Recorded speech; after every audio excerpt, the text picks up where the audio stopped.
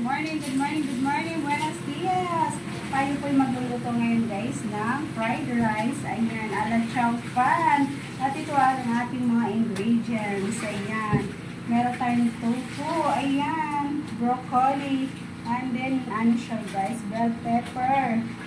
Ayan, at saka sibuyas.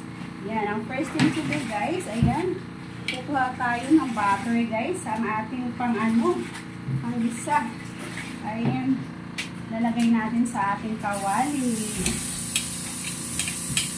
Talaga namang napakasarap nitong ating butter guys. Dagdagan natin kasi medyo kumulang. Ayan.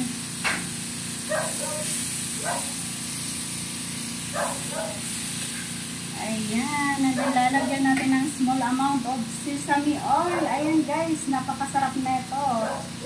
Ayan. Talaga namang napakaano guys ito.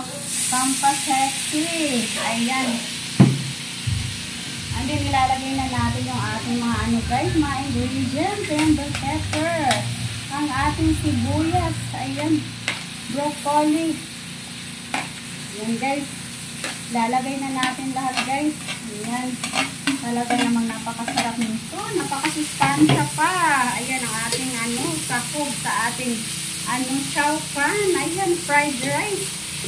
Chow pan. Ayan. Talaga namang napakasarap. Ayan. And then, yung ating guys. Ayan. Kukunin muna natin yung ating rice. Ang ating fried rice. Ayan. Guys, at ito na nga po yung ating rice. Ayan, kung kayo po'y may bahaw, ito ang gawin nyo guys. Gawin nyo siyang fried rice para hindi masayang. Ayan, lagay na natin guys.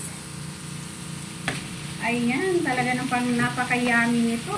Napakayami nitong ating fried rice. Ayan, lagay lang natin dito guys, no? And then, sukayin lang natin guys. Ayan, talaga naman.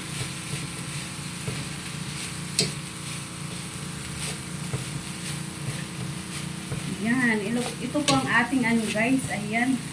Kailangan creative lang tayo guys. Ayan, kung kahit tayo may mga bahaw. Ayan, gawin natin siyang fried rice.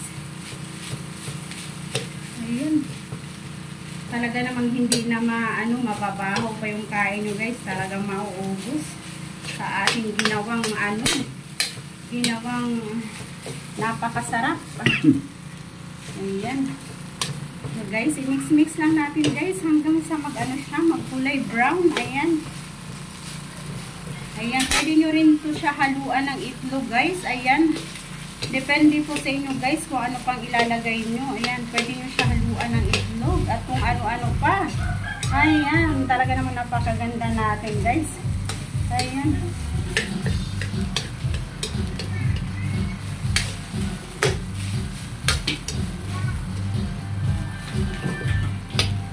Ayan guys, ang ating fried rice talaga namang napakasarap. Ayan na, yum yum yum. Ayan. Ayan guys na ang ating recipe na napakasarap.